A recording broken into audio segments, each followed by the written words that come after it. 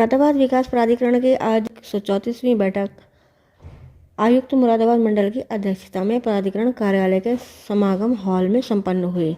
आज की बैठक में प्राधिकरण की प्रस्तावित सोनकपुर योजना के प्रस्तावित तलपट मानचित्र के पुनर्नियोजन तथा योजना के अंतर्गत भूस्वामियों की उपयोग की गई अनार्जित भूमि के समायोजन की स्वीकृति भी बोर्ड द्वारा प्रदान की गई। 50 हेक्टेयर क्षेत्रफल में पुनर्नियोजित तलपट मानचित्र के अनुसार विभिन्न आकारों के लगभग 1600 आवासीय तथा व्यावसायिक एवं नर्सिंग होम, स्कूल इत्यादि भूखंड नियोजित होंगे। उक्त के साथ साथ अन्य सुविधाओं में vegetable platform, anganwadi, police post, post office, e Suvidha centre, bank, public toilet, garbage collection, विद्युत सब स्टेशन आदि हेतु भी भूमि का प्रावधान किया गया है। प्राधिकरण अब इस अग्रिम कार्रवाई आरंभ कर रहा है। आगामी लोकसभा निर्वाचन 2024 उपरांत योजना लॉन्च करेगा। Doctor Bhimrao Ambedkar nature park एवं लाइब्रेरी मुरादाबाद विकास प्राधिकरण मुरादाबाद शहर में सुनियोजित विकास एवं जन मानस के लिए मनोरंजन के प्राकृतिक संसाधन विकसित करने हेतु निरंतर प्रयासरत है। प्राधिकरण की कांट रोड पर विभिन्न आवासीय आशियाना, रामगंगा विहार, दीनदयाल नगर, नवीन नगर, अवंतिका, हिमगिरी इत्यादि योजनाएं हैं।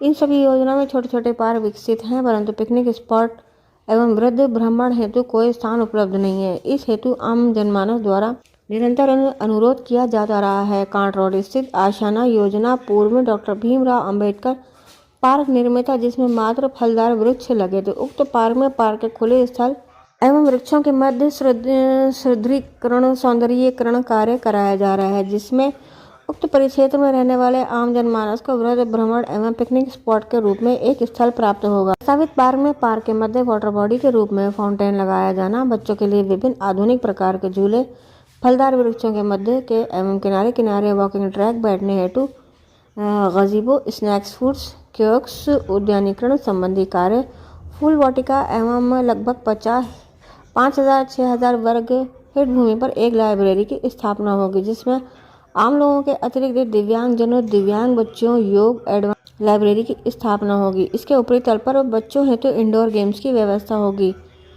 उक्त के अतिरिक्त टॉयलेट ब्लॉक्स, बेहतरीन लाइटिंग व्यवस्था, टिकट काउंटर एवं भव्य प्रवेश द्वार के निर्माण कराया जाएगा। इस पार्क के अंदर आने वाले आगंतुकों को एक स्वच्छ प्राकृतिक वातावरण की अनुभूति होगी, जहां हर तरफ हरियाली दिखेगी। इस पार्क का कुल क्षेत्रफल 42,215 वर्ग मीटर है। पार्क का मुख्य प्रवेश द्वार 24 मीटर रोड पर होगा।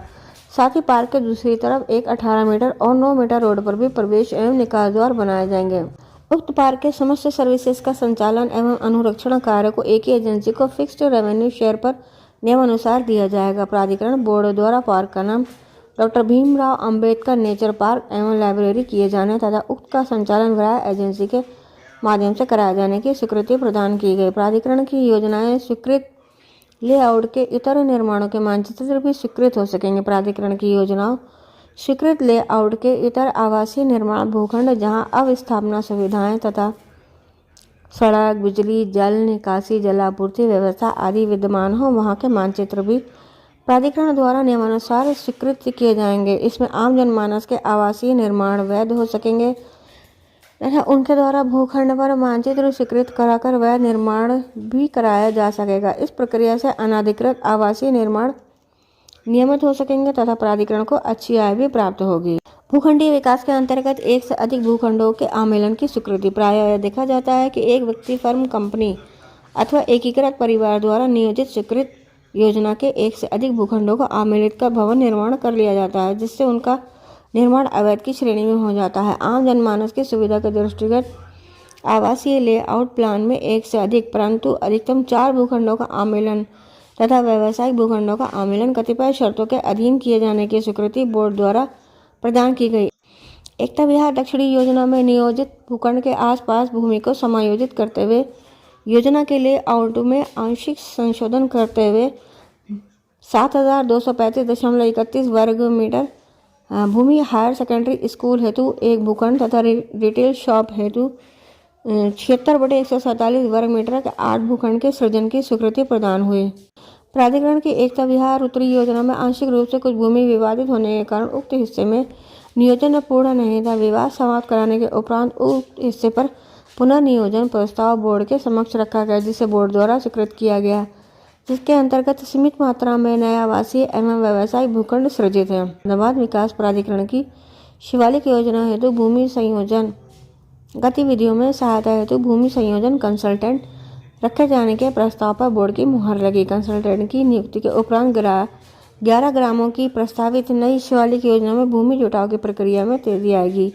ये योजना मुख्यमंत्री शहरी विस्तारीकरण नीति के अंतर्गत सीड कैपिटल योजना में प्रदेश के विकास प्राधिकरणों को लैंड बैंक बनाए जाने हेतु शासन से ब्याज रहित दीर्घकालिक अवधि हेतु धनराशि प्रदान किए जाने के अधीन भी वित्त पोषित है तथा मुरादाबाद विकास प्राधिकरण को शासन से प्रथम चरण में ₹200 करोड़ की धनराशि स्वीकृत की जा चुकी है। उपरोक्त के अतिरिक्त प्राधिकरण में तकनीकी स्टाफ की कमी के कारण अवर अभियंता के 4 पदों पर भराए एजेंसी के माध्यम से तकनीकी कार्य हेतु रखे जाने का अनुमोदन बोर्ड द्वारा प्रदान किया गया। अंत में धन्यवाद के ज्ञापन के साथ बैठक समाप्त हुई।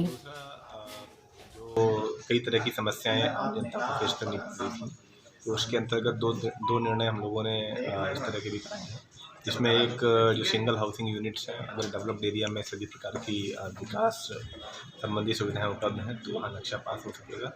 दूसरे, अगर किसी व्यक्ति ने अगल बगल किसी प्राधिकरण अप्रूव्ड कॉलोनी में प्लॉट लिया है तो उनके अमलगमेशन का भी प्रस्ताव पास हुआ है।